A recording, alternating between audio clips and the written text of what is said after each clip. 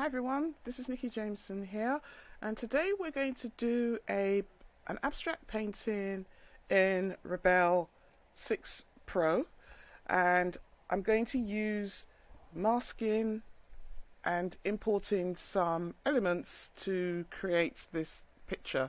So I'm going to show you a way to do this. This is similar to some work I've done on the previous video with clipping masks, except we may not use clipping masks, we may just mask in and out items. Now this paper canvas is actually called color dust. So it's a cold pressed paper that's a cold pressed dust, and it's called color dust. And I'm going to put my paint on paint. For some reason it always defaults to mix. Increase my brush size, and I've chosen a mop. So what I'm going to do initially is just put a very light, I'm going to go to the oil colors, and I'm going to put a light wash. I like to put a light wash, and I'll go with this kind of bluey color, something quite light. This actually is, I think this is 11 by 9 actually. I don't think it's 12 by 12. I usually do 12 by 12, but I think this is a bit different. I was doing some pictures and it set it at a different size. So I'm going to quickly put down this wash. I like to kind of add additional colors in with the wash, and I'm using a mop brush. The reason I'm using a mop brush is basically to get some decent coverage rather than using a small brush. And you can press Alt to sample color, and once you've got the main color in, you can add other colors into it. I'm going to add some of this. I'm going to choose another brush, which hopefully I can get to go big. Oh, not that big. So this I will kind of add. And because this is supposed to be abstract, I'm not going to be terribly prescriptive, but I want to try and create some abstract fantasy landscape. So now I'm going to blend this, give it a little bit more symmetry and make it a bit more mixed in, just in case we want to put something like a sky here later. So I don't know what I'm going to put yet. Okay, I really don't know how these things are going to turn out. I did do one painting earlier, but I've decided not to open it because I don't really want to do exactly the same thing. So this is our bottom layer. Now I'm going to add another layer, and I'm going to choose a kind of a deeper blue, and I'm going to just put in a semblance of what could be the bottom bit of a foreground. And what I kind of like to do is stay within quite a narrow color range. It just makes it easier. And you know what, perhaps the mop brush is not the best to use, or for this you could use any brushes here. I'm just really doing this for speed and for coverage. This is often a very good brush. So I'm just adding a little bit more blue in there. So we'll do that, and you can always use more layers to add additional color. So you can see how the paper is absorbing this. It's not dripping too much. I'll turn up the re-wet rather. And I've left the diffusion speed at 5, but I might actually move it to 4. Okay, so now you can see that it's actually absorbing into the paper. So this is really interesting. Every paper you use can do something slightly different. So I'm going to reduce the drip length a bit. I'm going to leave the drip size as it is, and what I'm going to do right now is just dry that layer. If you reduce the amount of water, you're going to get a different brush mark. So let's actually add another layer here and add something for our sky. Let's do something which is going to be more of a sky type thing. So we're just sort of blocking in some kind of sky. And if this is supposed to be fantasy, you might want to not do like a typical blue sky. Actually, that doesn't go. Could even repeat some of the colors below here in the sky. And I'm using a blending brush to blend it. This is going to be my sky layer. And so these paintings are really just to explore the tools in Rebelle. One of the things you can do, and I'm just going to save this just in case anything untoward happens.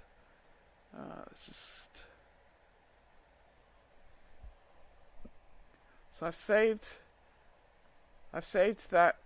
this file just in case, just to be on the safe side. I'm going to go for just another value which is close to this one. Let's go for a flat. In fact, we've used some watercolor there. I'll go for a flat dry. We can go a little bit deeper. Try to make this think of something more evening-like. So I like to use some pinks, some of this blue.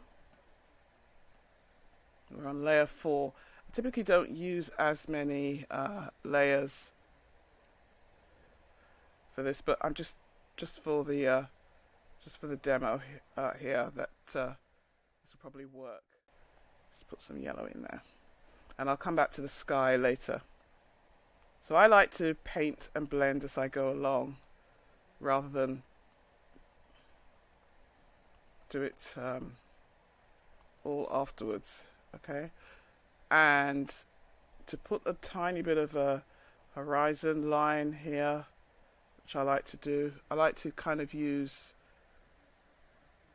a really pale or light color just to put in a little bit of a horizon. You can always blend it out if you don't end up using it. Sometimes I put this horizon line in using a pastel brush, but right now I'm using a watercolor brush. I probably may use gouache even in this. So you might not like how much it's absorbing into the paper. It's just a matter of taste and preference, really. So this is really just okay, come on, auto save in here.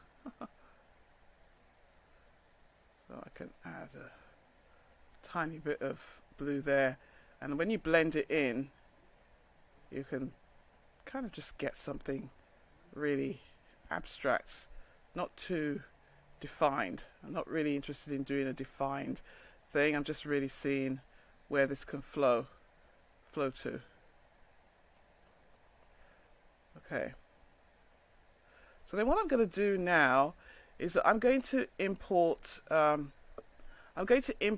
a shape to make up the rest of this painting. And in my previous videos, I did some exploration of stencils.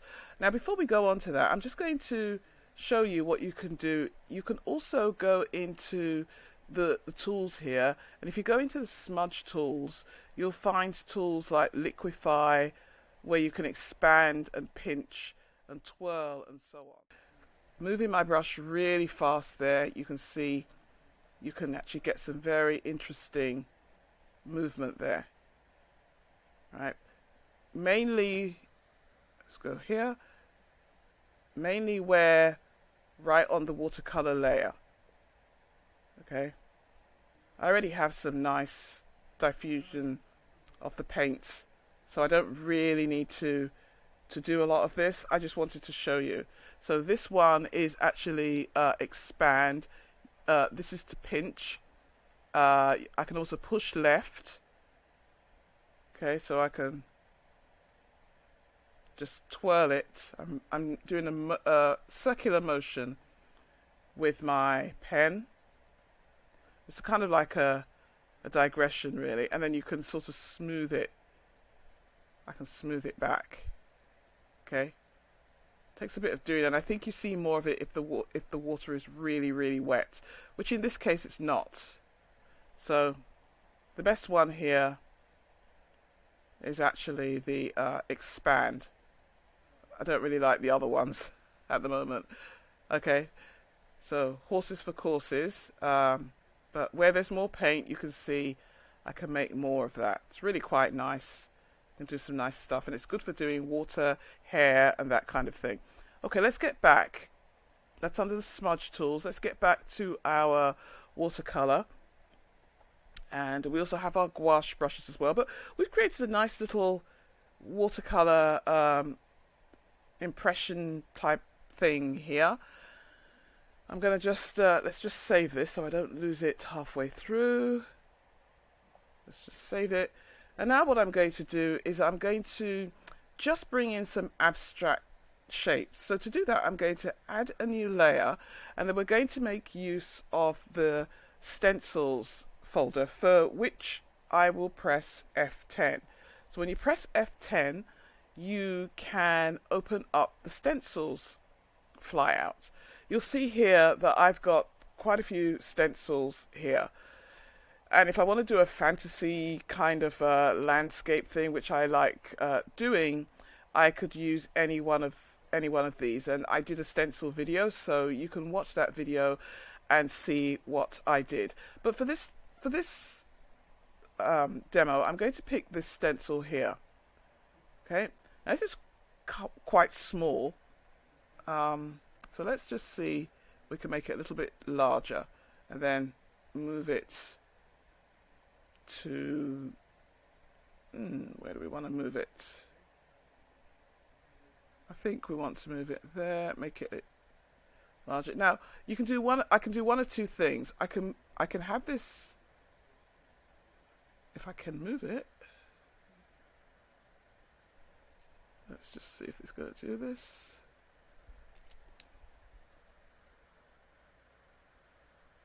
Okay.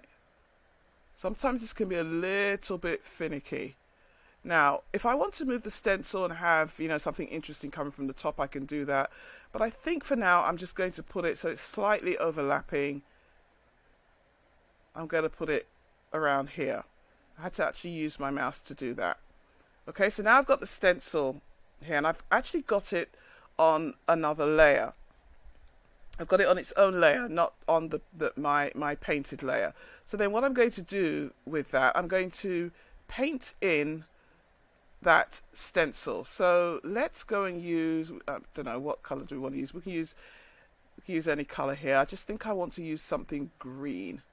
So let's have this really dark green. Doesn't clash too much with our colour. Okay, so I'm just going to paint in here. This paper is quite an absorbent one. It's actually absorbing all the paint, and so I'm just going to leave it a little bit gappy. I'm going to go over the edge there. I'm just going to do this, and then just for a little bit of interest, I'm actually going to sample this blue, the blue that we've used here. Oh, I expect that's a smaller brush, and I think I'm going to go to a different brush here. It's a flat dry. Let's go to bristle. So I like the bristle. Let's make it a little bit more visible here. So this is really just, I'm just putting this in. It's really just to show you. And then I'm going to just sample this and put this just around the edge. I'm going to go for a darker colour at the bottom, and I think you'll probably, if you understand how stencils and masking works, this works exactly the same way.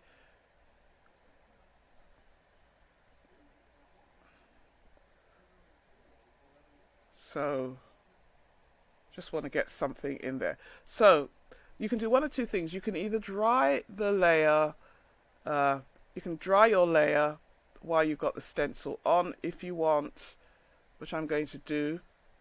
I'm going to just dry that layer, and then what you can do is to hit backspace, and it will remove the stencil. So now what we have is we've got a few more things in our foreground.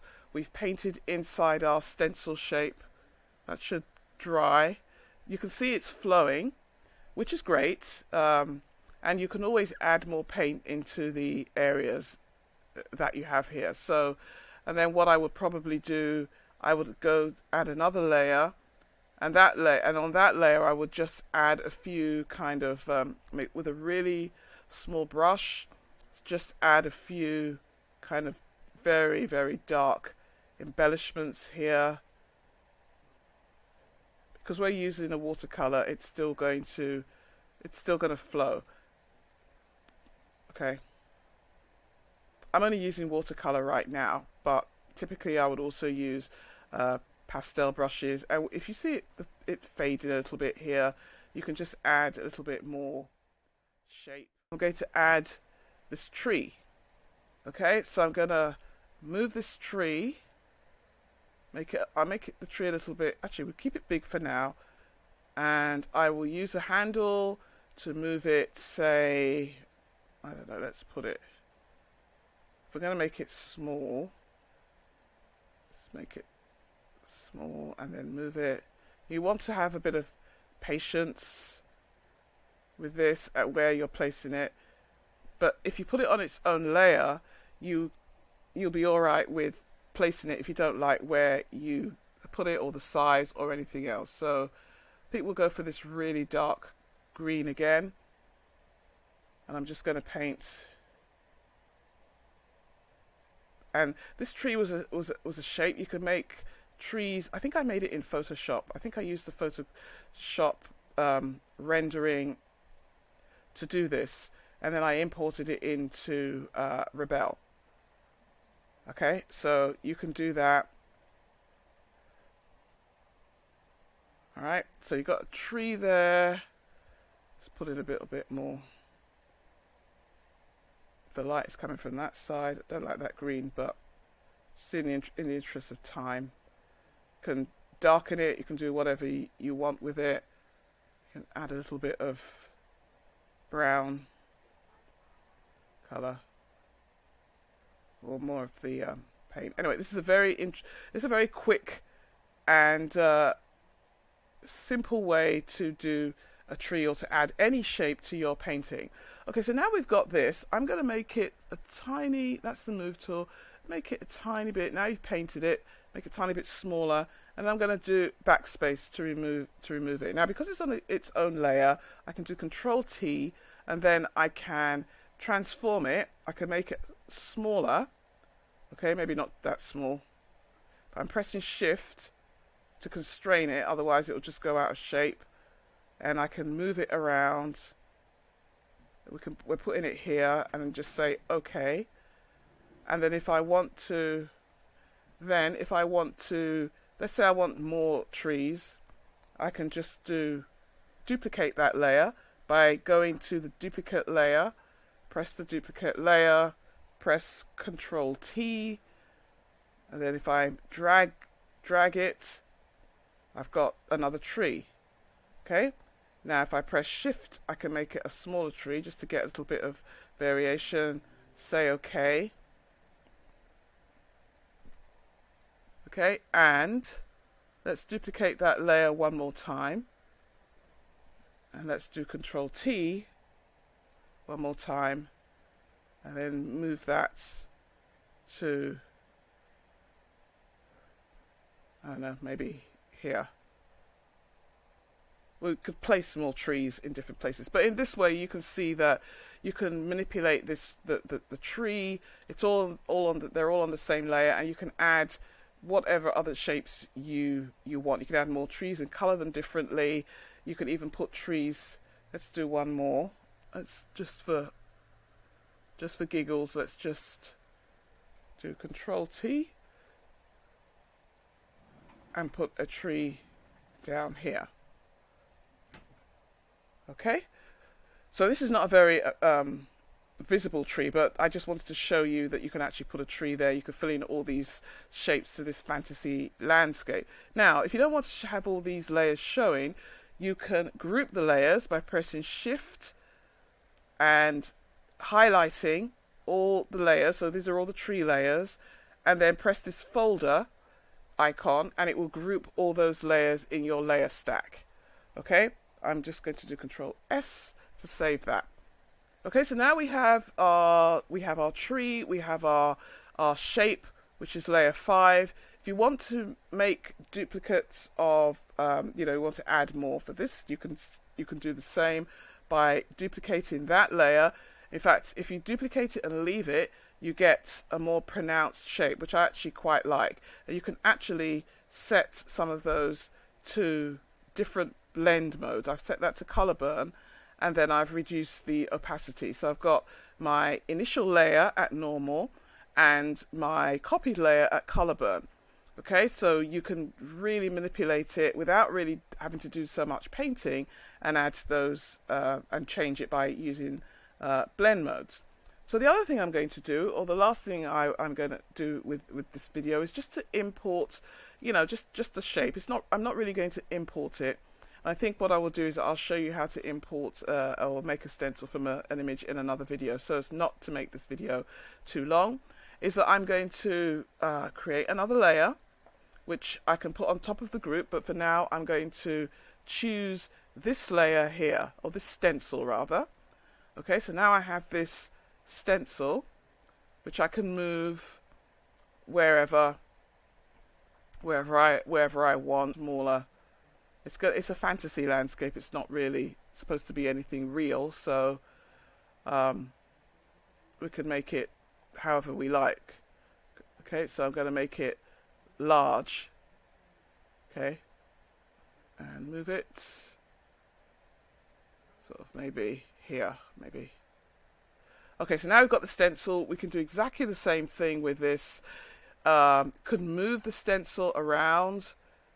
You could turn it around, perhaps like that, and maybe we'll have it along the bottom, or you could put it at the top. For argument's sake, I'm just going to leave it at the top for now. Okay, and then can paint into that stencil with whatever color you like. It's on its own layer. I'm going to keep with let's use the Filbert Dry, and I'll make it a bigger brush and just paint. You want to be careful not to go past the edge. Okay, so if your brush is too big, you might miss the edge there. Okay, I'm really just putting this in. It's really just to show what you can do and add just by including stencils. So you can paint those to your heart's delight.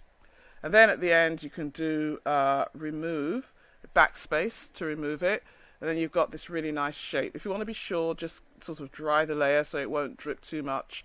But there you are with a sky feature. Now what I would do with this is that I would go in and I would do things with the sky. If you don't like the stencil at the top, you can always move it or transform it by doing create another layer, just like we did with the other one. Okay, and you can even play around with the different blend modes on that. If you want to play around with the blend modes on a copied layer, you might want to do it with the first layer and then copy it afterwards. Okay, just so that you get the same one, because now I can't remember which one I actually did. That was linear burn, maybe color burn, but anyway, I'll leave it like this for now because I'm going to make changes to it anyway. So basically this is just a way to explore making a fantasy landscape in Rebelle 6 Pro. It's just using colour and using the different brushes in the watercolour section with stencils in Rebelle 6 Pro. So I'm going to leave it there. I hope you've learned something from this video. Explore Rebelle 6 and try it out, and perhaps I will see you in another video. Thank you for watching. Take care. Bye.